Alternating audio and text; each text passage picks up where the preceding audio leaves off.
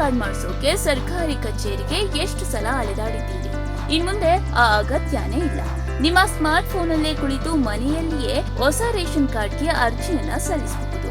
ಅರ್ಹತೆ ಏನು, ಯಾವ ದಾಖಲೆ ಬೇಕು, ಅರ್ಜಿಯನ್ನ ಸಲ್ಲಿಸೋದು ಹೇಗೆ ಅನ್ನೋ ಪ್ರತಿಯೊಂದು ಹಂತನೂ ಈ ವಿಡಿಯೋದಲ್ಲಿ ತಿಳ್ಕೊಳ್ಳಿ. ಕೊನೆವರೆಗೂ ನೋಡಿ.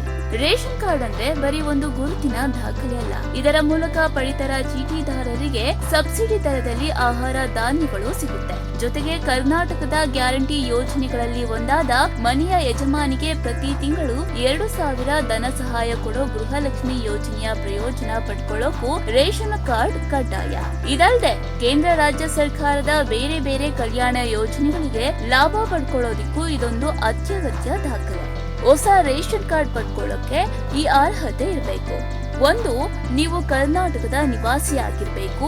ಎರಡನೇದು, ಈಗಾಗಲೇ ಬೇರೆ ಯಾವ ಸಕ್ರಿಯ ರೇಷನ್ ಕಾರ್ಡ್ ಹೊಂದಿರಬಾರ್ದು. ಇನ್ನ ಮೂರನೇದು, ಕುಟುಂಬದ ಎಲ್ಲಾ ಸದಸ್ಯರು ಆಧಾರ್ ನಂಬರ್ ವಿವರ ಇರಬೇಕು. ಇನ್ನು ಕೊನೆಯದಾಗಿ ಸರ್ಕಾರ ನಿಗದಿಪಡಿಸಿರೋ ಅರ್ಹತಾ ಮಾನದಂಡಗಳನ್ನ ಪೂರೈಸಿರ್ಬೇಕು. ಇನ್ನು ಅರ್ಜಿ ಸಲ್ಲಿಸೋ ಮುಂಚೆ ಈ ಎಲ್ಲಾ ದಾಖಲೆಗಳನ್ನ ಸಿದ್ಧ ಮಾಡಿ ಇಟ್ಕೊಳ್ಬೇಕು. ವಿಳಾಸ ಪುರಾವೆ, ಕುಟುಂಬಸ್ಥರ ಮಾಹಿತಿ ಮತ್ತು ಅವರ ಆಧಾರ್ ವಿವರ, ನೋಂದಾಯಿತ ಮೊಬೈಲ್ ನಂಬರ್, ಆಧಾರ್ ಪ್ರಮಾಣ ಪತ್ರ ಇದು ಬಿಪಿಎಲ್ ಕಾರ್ಡ್ಗೆ ಅಗತ್ಯ ಬಿದ್ರೆ ಜಾತಿ ಪ್ರಮಾಣ ಪತ್ರ ಮತ್ತು ಬ್ಯಾಂಕ್ ಖಾತೆ ವಿವರ ಕೂಡ ಬೇಕಾಗಬಹುದು. ಈಗ ಮುಖ್ಯ ಭಾಗಕ್ಕೆ ಬರೋಣ. ಅರ್ಜಿಯನ್ನ ಸಲ್ಲಿಸೋದು ಹೇಗೆ ಅಂತ ಹಂತವಾಗಿ ನೋಡ್ತಾ ಹೋಗೋಣ.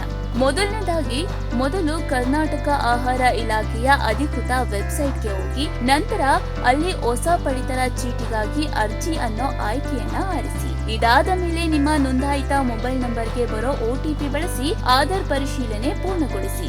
ಬಳಿಕ ನಿಗದಿತ ಜಾಗದಲ್ಲಿ ಕುಟುಂಬ ಸದಸ್ಯರ ಎಲ್ಲ ಅಗತ್ಯ ವಿವರಗಳನ್ನ ನಮೂದಿಸಿ. ಅದಾದ ಮೇಲೆ ನಿಗದಿತ ನಮೂನೆಯನ್ನ ಬೇಕಿರೋ ಎಲ್ಲ ದಾಖಲೆಗಳನ್ನ ಅಪ್ಲೋಡ್ ಮಾಡಿ. ಬಳಿಕ ಅರ್ಜಿಯನ್ನ ಸಲ್ಲಿಸೋ ಮುಂಚೆ ಎಲ್ಲ ಮಾಹಿತಿನ ಮತ್ತೊಮ್ಮೆ ಪರಿಶೀಲಿಸಿ, ನಂತರ ಸಲ್ಲಿಸಿ. ಇನ್ನು ಕೊನೆಯದಾಗಿ ಅರ್ಜಿಯನ್ನ ಸಲ್ಲಿಸಿದ ಮೇಲೆ ಅದರ ಸ್ಥಿತಿಯನ್ನ ಟ್ರ್ಯಾಕ್ ಮಾಡೋಕೆ ಸಿಗೋ ಸ್ವೀಕೃತ ಸಂಖ್ಯೆಯನ್ನ ಡೌನ್ಲೋಡ್ ಮಾಡಿ ಸೇಫ್ ಆಗಿ ಇಟ್ಕೊಳ್ಳಿ. ನೋಡಿದ್ರಾ, ಇಷ್ಟೊಂದು ಸುಲಭ ಸರ್ಕಾರಿ ಕಚೇರಿಗೆ ಪದೇ ಅಲೆದಾಡೋ ಬದಲು ಮನೆಯಲ್ಲಿಯೇ ಕುಳಿತು ಸರಿಯಾದ ದಾಖಲೆಗಳನ್ನ ಸಿದ್ಧ ಇಟ್ಕೊಂಡು ಈ 7 ಹಂತಗಳನ್ನ ಪಾಲಿಸಿದ್ರೆ ಸಾಕು, ಹೊಸ ರೇಷನ್ ಕಾರ್ಡ್ಗೆ ಅರ್ಜಿಯನ್ನ ಸಲ್ಲಿಸಬಹುದು. ಈ ಮಾಹಿತಿ ಉಪಯುಕ್ತ ಅನಿಸಿದ್ರೆ ರೇಷನ್ ಕಾರ್ಡ್ ಇಲ್ಲದೆ ಇರೋ ನಿಮ್ಮ ಸ್ನೇಹಿತರು, ಕುಟುಂಬದವರಿಗೆ ಶೇರ್ ಮಾಡಿ. ಇಂತಹ ಸರ್ಕಾರಿ ಸೇವೆ ಯೋಜನೆಗಳ ಮಾಹಿತಿಗಾಗಿ ನಮ್ಮ ಚಾನೆಲ್ ಸಬ್ಸ್ಕ್ರೈಬ್ ಮಾಡಿ, ಬೆಲ್ ಐಕಾನ್ ಒತ್ತಿ.